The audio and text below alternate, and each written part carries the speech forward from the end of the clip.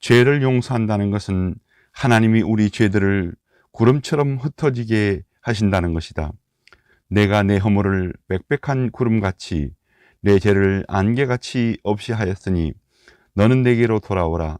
내가 너를 구속하였음이니라고 이사야 44장 22절에 말씀하고 있다. 죄의 구름, 즉 중간에 끼어드는 구름인데 이것을 하나님의 얼굴 빛이 비쳐 들어오도록 흩어버리는 것이다. 넷, 죄의 용서가 포함하고 있는 성격은 무엇인가? 하나, 죄의 용서는 사망을 면하게 해준다. 죄의 대가는 무엇을 가져오는가? 죽음이다. 로마서 6장 23절에 죄의 삭은 사망이라 말씀한다. 죄의 대가는 분량의 대소와 관계없이 죽음에 이르는 것이며 따라서 죄의 용서함이 필요하다. 죄의 용서는 영생을 선물로 가져다 준다. 둘, 죄의 용서는 하나님의 은혜의 행위라고 은혜로 받는다. 하나님은 채권자가 채무자를 대가 없이 용서할 때처럼 용서하신다. 우리들의 기도도 눈물도 또는 선행도 용서를 매입할 수 없다. 마술사 시몬이 성령의 은사를 돈으로 사고자 할 때 사도행전 8장 20절에 내 은과 함께 내가 망할지어다라고 베드로가 말했다. 셋, 죄의 용서는 예수 그리스도의 피의 공로로 말미암는다. 그리스도의 피는 용서를 당연히 받게 하는 외부적 원인이다.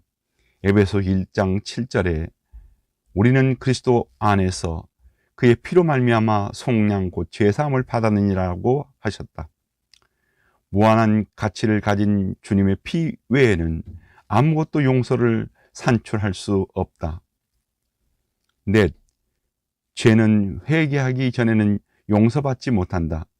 그러므로 누가복음 24장 47절에 죄사함을 받게 하는 회개라고 하였다. 회개에는 세 가지 중요한 요소가 있다. 모두 용서받기 이전에 일어나야 할 일들이다. 하나는 통회, 고백, 그리고 회심이다. 회개의 첫 번째 요소는 통회이다.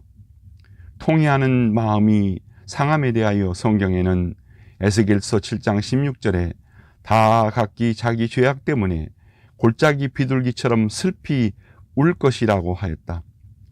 이 통회 또는 마음의 찢어짐은 때때로 가슴을 치는 것으로 표현되고 누가복음 18장 13절에 기록되고 있다. 때로는 눈물로 침상을 띄우는 것이라고 시편 6편 6절에 표현된다. 그러나 모든 겸비가 다 통회는 아니다. 아합이 스스로 겸비하였을 때 그의 옷을 찢었으나 그의 마음은 찢지 않았다. 회개의 두 번째 요소는 고백이다. 시편 51편 4절에 내가 주께만 범죄하여 주의 목전에 악을 행하였사오니 라고 하였다. 고백은 침해를 당한 당사자인 하나님에게만 행하여야 한다. 고백은 억지 없이 자유로워야 하며 거리낌 없이 솔직해야 하며 위선 없는 진심이어야 한다. 이것은 죄 용서의 길을 열어준다. 회개의 세 번째 요소는 회심이다. 이것은 죄로부터 돌이키는 것이다. 에스겔서 18장 31절에 너희는 범한 모든 죄악을 버리고 라고 하였다. 탕자는 방탕 생활의 길에서 돌아섰을 뿐 아니라 일어나서 그의 아버지에게로 갔다. 누가복음 15장 18절. 이 회개는 용서로 통하는 즉각적인 길이다. 이사야 55장 7절에 악인은 그 길을 불의한 자는 그의 생각을 버리고 여호와께로 돌아오라. 그가 긍휼히 여기시리라 하였다. 회개는 조건이지 원인이 아니다. 하나님은 회개한다고 용서하시는 것이 아니고 그렇다고 회개 없이 용서하지도 않는다. 다섯, 죄 용서를 통해서 하나님은 죄책과 형벌을 면제하신다. 죄책이 면제될 때 형벌은 역시 면제된다.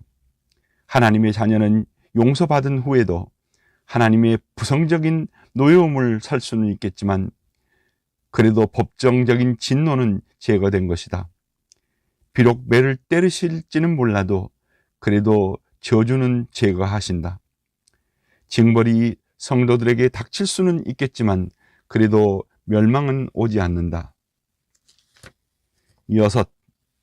죄의 용서 후에는 하나님께서 더 이상 나의 죄를 기억하지 않으신다. 내가 그들의 불의를 긍휼히 여기고 그들의 죄를 다시 기억하지 아니하리라고 히브리서 8장 12절에 말씀하신다. 7. 죄의 용서는 죄의 분량과 대소에 광여치 않는다.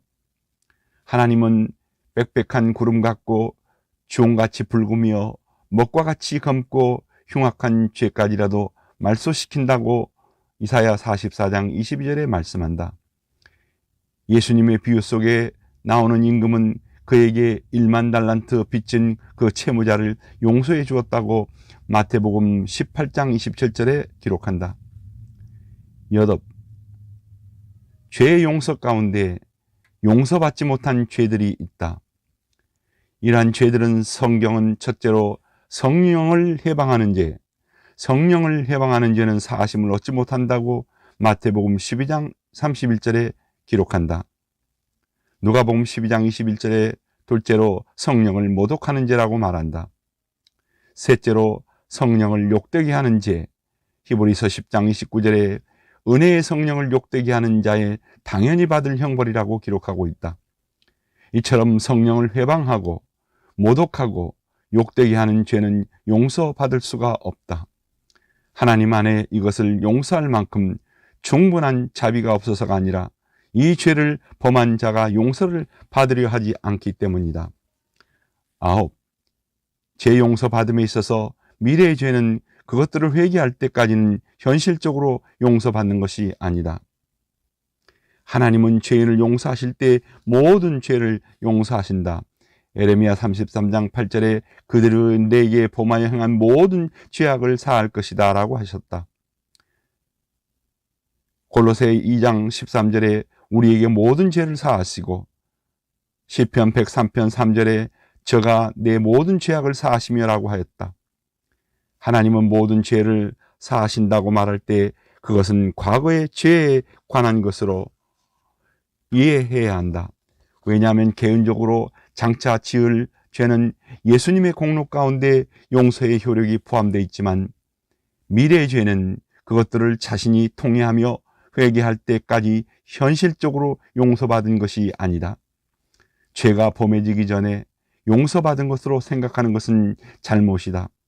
만일 우리의 과거의 죄들과 미래의 죄들이 한꺼번에 용서받는다면 죄의 용서를 위해서 기도할 필요가 무엇인가? 과거의 죄는 물론 미래의 죄도 용서받았다는 견해는 그리스도의 중보 기도를 빼앗아가며 무효로 만든다. 예수 그리스도는 매일의 죄를 위해 중보하시는 대변자이시다. 요한일서 2장 1절에 우리의 대언자가 있으니 곧 의로우신 예수 그리스도라고 기록한다. 10. 죄의 용서가 있기 전에 우리 편에서 하나님을 믿는 태도가 선행되어야 한다. 신앙은 필연적으로 죄 용서를 선행한다. 사도행전 10장 43절에 그를 믿는 사람들이 다 그의 이름을 힘입어 죄사함을 받았다 하였느니라 라고 하였다. 야고보서 5장 15절에 믿음의 기도는 병든 자를 구원하리니 주께서 그를 일으키시리라. 혹시 죄를 범하였을지라도 사하심을 받으리라고 하였다. 11. 죄의 용서는 성령에 의하여 위임된 용서이다. 성령님은 죄 용서의 사실을 한 영혼에게 알게 하실 때에 두 가지 방법으로 행하신다. 그 하나가 내적 방법이고 다른 하나가 외적 방법이다. 이것은 인간 구조의 이중적 본성 때문에 그렇게 하신 것이다. 내적 방법이란 곧 구원받은 심령 속에 성령님이 내주하셔서 감동과 영적 느낌으로 알게 하신다. 그러나 사람은 일생을 살아가는 동안 안목의 정욕과 이생의 자랑이 고개를 들고 일어설 때가 많다. 성령님은 외적으로 교회의 거룩한 권위가 위임된 형제 자매들을 통하여 사죄 사실을 선포하게 하심으로 용서의 사실을 알게 하신다.